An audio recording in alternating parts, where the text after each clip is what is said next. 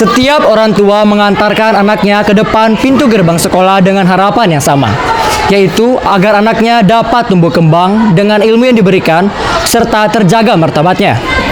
Lembaga pendidikan yang berlandaskan agama seharusnya menjadi rumah kedua bagi mereka dan benteng paling aman, tempat tunas-tunas bangsa dipupuk dengan kasih sayang.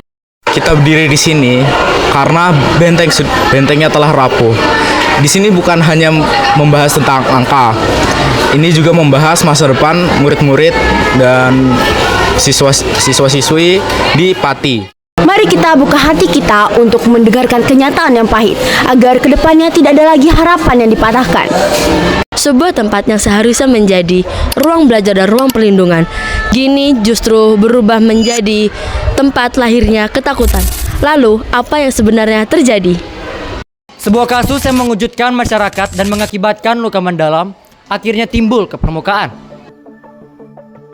Kasus ini terjadi di sebuah pondok pesantren di Desa Tlogosari, Kecamatan Togowungu, Kabupaten Pati. Terduga pelaku merupakan pengasuh sekaligus pendiri pondok pesantren berinisial AS. Diduga berjalan selama 2 tahun, dari 2024 hingga 2026. Dan korban-korban ini termasuk mayoritas santriwati umurnya yang SMP dari keluarga yang kurang mampu.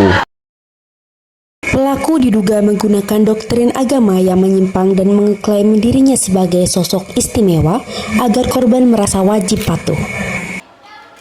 Korban dihubungi pada malam hari dan diminta datang ke kamar pelaku. Bahkan akan diancam dikeluarkan dari pesantren jika melapor. Pada 28 April 2006, kepolisian resmi menetapkan AS sebagai tersangka setelah korban kembali berani melapor. Namun masyarakat marah karena sebenarnya kasus ini telah terjadi tahun 2024. Namun penanganannya dinilai lambat. Pada Mei 2026, ratusan warga mendatangi pondok pesantren dan menuntut pelaku segera diproses hukum. Kementerian Agama kemudian menghentikan sementara operasional pondok pesantren dan memulangkan seluruh santriwati. Kasus ini meninggalkan trauma yang sangat mendalam bagi korban dan menurunkan kepercayaan masyarakat pada lembaga pendidikan. Tulisannya video tentang poster spanduk kita.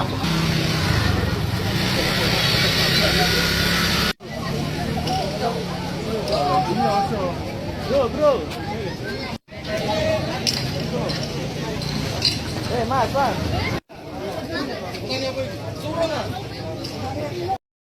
Pada awal kasus sempat terjadi upaya penyelesaian secara kekeluargaan, tetapi banyak saksi yang menarik keterangannya karena ditakutkan menimbulkan konflik baru. Namun kasus ini tidak dapat diselesaikan hanya dengan perdamaian biasa, karena kekerasan seksual merupakan tindakan pidana serius.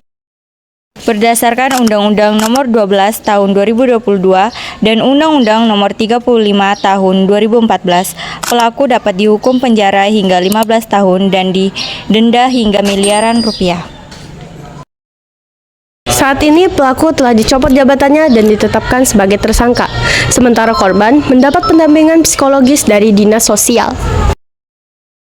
Kasus ini terjadi karena adanya manipulasi psikologis dan doktrin kepatuhan mutlak. Kasus ini mengajarkan kita bahwa perlindungan anak harus menjadi prioritas utama. Perdamaian sejati bukan berarti melupakan kesalahan, tetapi memastikan korban mendapatkan keadilan dan perlindungan.